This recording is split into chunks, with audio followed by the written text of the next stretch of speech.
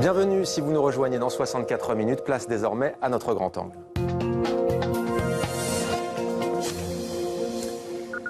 Des portes du Negev à Versailles, il n'y a parfois qu'un pas. Ces œuvres rappellent le désert de son enfance à Ofakim en Israël. Joseph Dadoun est notre invité. Bonsoir. Bonsoir. Soyez le bienvenu dans 64 minutes sur TV5 Monde. On peut voir toute une exposition qui est consacrée à votre travail. Ça s'appelle Sillon au pluriel. C'est une rétrospective même de vos travaux. C'est à l'espace Richaud à Versailles, près de Paris. L'espace Richaud, ancien hôpital royal. Alors peut-être pour commencer, vous êtes connu mondialement comme artiste plasticien. Certaines et certains téléspectateurs ne connaissent pas forcément votre travail. De quoi est-il fait? Comment le définiriez-vous? Qu'est-ce qui le caractérise au juste? Je vais dans le passé, dans les ressources historiques, imaginaires, les légendes du Proche-Orient, de l'Occident, de l'Europe, et ça me permet d'aller de l'avant. D'aller de l'avant et parler dans les œuvres de cinéma, de photographie, de peinture, de dessin, mais aussi de postcolonialisme, de la dimension énergétique de la lumière et de cette liberté de l'artiste. Alors racontez-nous, on voit les images. Comment ça se passe dans votre atelier aujourd'hui à Versailles, près de Paris? Alors, dans cet atelier, je travaille sur les temporalités, des nouvelles temporalités. Nous sommes avec trois calendriers, avec des sources religieuses. Dans le judaïsme, dans l'islam et dans le christianisme. Et dans cet atelier, je développe les calendriers impossibles. Ce sont des calendriers, des temporalités qui pourraient être connectées à des systèmes solaires alternatifs ou à des clouds d'ordinateurs. Et là, le trait, c'est là la place de la liberté de l'artiste. Alors, 1000 mètres carrés d'exposition, je le disais il y a quelques instants, vos œuvres rappellent le désert de votre enfance à Ofakim, le désert du Negev. En quoi votre histoire façonne-t-elle vos œuvres? J'ai grandi dans une société multiculturelle avec les Bédouins. J'ai fabriqué une cabane dans l'exposition et cette cabane renvoie à trois axes de notre culture, de notre univers. Le carré noir du minimalisme, le goudron qui est l'élément ouvrier, la Kaaba, la Mecque, ce carré noir, et la cabane dans le judaïsme, le nomadisme. Voilà donc pour ces thèmes. On a vu le philosophe il y a quelques instants, Raphaël Zagouri-Orly à l'image. On va regarder une séquence où vous êtes avec ce philosophe et vous échangez. On en reparle juste après. Je voudrais en parler un petit peu avec toi et peut-être de plus près. C'est la présence du yud, les deux yudim comme on dit en hébreu, c'est-à-dire les deux lettres yud, il y en a toujours deux.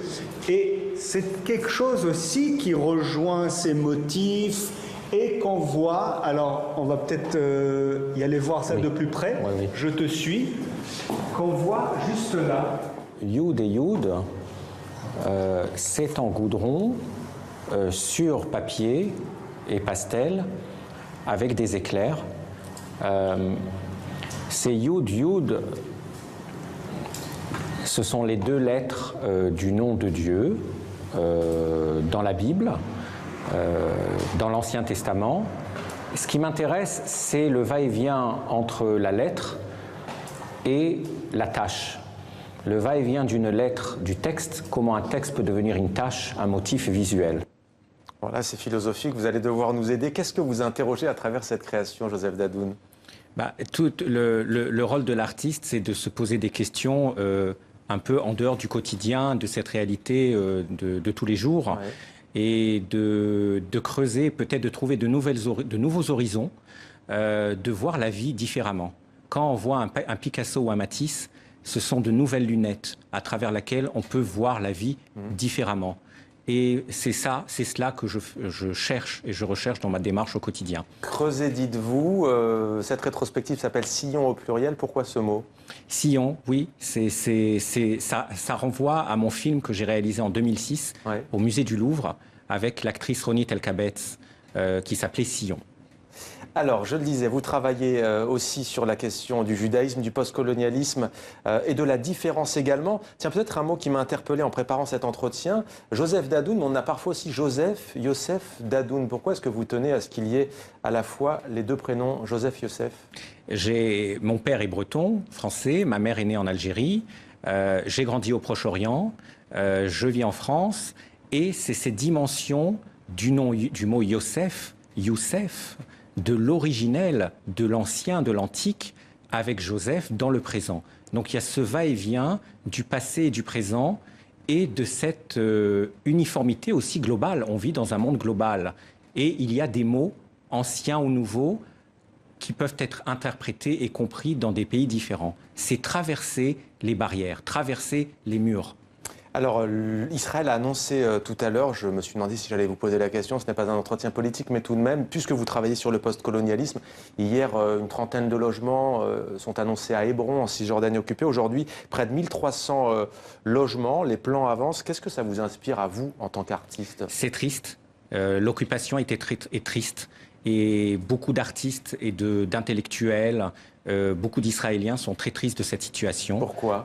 Parce que l'occupation, nous ne croyons pas à l'occupation. On fait partie de ceux qui croient à la paix, qui croient à une Palestine libre, ouverte, à tous ces Palestiniens, ces enfants, ces femmes, ces pères et ces mères qui retrouvent leur place, leur pays, leur territoire. Alors, on va maintenant interroger une autre partie de votre travail. Vous avez parlé de la photographie, vous avez parlé aussi tout à l'heure de cette image très forte du goudron, hein, qui symbolise bien entendu la classe ouvrière. Vous avez quelque chose de très intéressant dans votre approche quand on parle des installations et quand vous la comparez au cinéma notamment et à la vidéo classique. Quelle différence au fond? L'installation, donc ce goudron de 8 mètres sur 4 mètres, renvoie à une poète allemande du siècle dernier où elle dit en allemand je suis sur une terre noire, j'ai peur, comment m'en aller? Dans le cinéma, quand j'ai réalisé le film avec Ronit Elkabetz, avec les costumes de la Croix, le film est en noir et blanc, est en noir. Le noir est un signe de simplicité, mais pas que. Dans l'Orient, on a un calendrier lunaire. En Occident, il y a un calendrier solaire. L'imaginaire en Orient se passe la nuit. Et dans la nuit, on voit les étoiles. Donc c'est un passage. Est-ce que les étoiles sont de l'ordre du visuel cinématographique ou des rochers réels? Voilà, c'est ce va-et-vient. Et on laisse le pathos et le sentimental de côté, ce que ne permet pas la télévision ou le cinéma? Moi et Ronit, nous n'avons pas peur du pathos. On va jusqu'au bout. On est des artistes. Voilà, donc c'est ça, c'est tout en même temps. Il y a Pompidou aussi en ce moment quand on parle de Joseph Dadoun, puisqu'on peut y voir tout votre travail, des dizaines de photos, pas loin de 20 vidéos aussi, il me semble, 17 je crois. Pourquoi est-ce que vous êtes intéressé à ce qu'on a appelé le printemps arabe, il y a maintenant quasiment 7 ans? Parce que c'est un mouvement très important de notre époque, de voir des masses revendiquer la liberté individuelle, c'est liberté. Dans le projet du printemps arabe, le livre de Benoît Manchin du printemps arabe est un livre qui a été écrit au siècle dernier et où il retrace la naissance de toutes les autonomies au Proche-Orient et le panarabisme. Donc il y a un lien, c'est le premier à avoir parlé d'un printemps arabe. Et artistiquement, comment vous le matérialisez, ce lien? Avec l'épitaphe. Pourquoi avec l'épitaphe? Parce que l'épitaphe, on en retrouve au Liban, on en retrouve à Tel Aviv, on en retrouve en Égypte.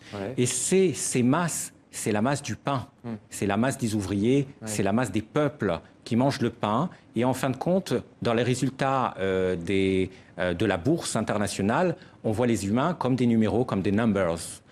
En même temps, c'est aussi un humour. Je me lève le matin, je fabrique des œuvres d'art, d'épitaphe, et je les distribue. Donc l'art, est-ce une marchandise? Quelle est la différence entre une œuvre d'art authentique et une œuvre d'art marketing qui sert au capitalisme? Voilà. Vous parliez de cette soif de liberté dans les pays arabes avec ce printemps arabe. On l'a vu tout à l'heure en Syrie, ça a beaucoup plus mal tourné, c'est le moins qu'on puisse dire par rapport à la Tunisie, où on parle souvent d'ailleurs de laboratoire vers une démocratie. La Tunisie poursuit sa transition. Selon vous, dans ce monde en guerre, dans ce monde en proie au terrorisme, à la violence, quel peut être le rôle d'un artiste? Que peuvent les artistes? Notre place des artistes, c'est de conserver au possible cette île de liberté, ces îlots-là, où l'expression est libre et où on peut amener au monde, on est des naïfs, on est très très naïfs, mais c'est pas grave. Il faut garder cette naïveté de la paix, de l'enthousiasme, de se lever le matin, de faire et de proposer de nouvelles visions. C'est notre rôle. Est-ce que vous avez des limites, des lignes rouges, des tabous? Non, non. l'art n'a pas de limite. Mais d'ailleurs, la vie n'a pas de limite. La vie est énorme, c'est une ligne sans fin, c'est une ligne où on peut se lever le matin et être triste, et d'une seconde à l'autre, on peut être dans la joie. Donc ça dépend de quel angle est-ce qu'on veut se retrouver sous le soleil, le grand soleil qui nous réchauffe, ou sous le soleil noir. Peut-être une question qui va susciter des vocations. Comment devient-on au juste artiste plasticien, artiste même multicarte, vidéaste, photographe, peintre? Quand j'étais petit, j'avais dit à ma mère, je m'ennuie. Elle m'avait dit, c'est péché, on ne s'ennuie pas. Et j'avais des crayons. Et je me souviens, il y avait des jours de solde aux Galeries Lafayette. Et je ne peux pas oublier ce souvenir d'enfance, de la joie d'avoir eu ces crayons en couleur et le papier. Et ça a été un grand moment, un grand cadeau que ma mère m'a transmis avec ces crayons. Joseph Dadoun, merci beaucoup d'avoir répondu à nos questions. Près de Versailles, près de Paris, donc Versailles, pour voir Sillon, rétrospective de votre travail. Et puis donc à Pompidou avec vos 233 photos et 17 vidéos, un printemps arabe. Merci d'être venu sur notre plateau. Merci.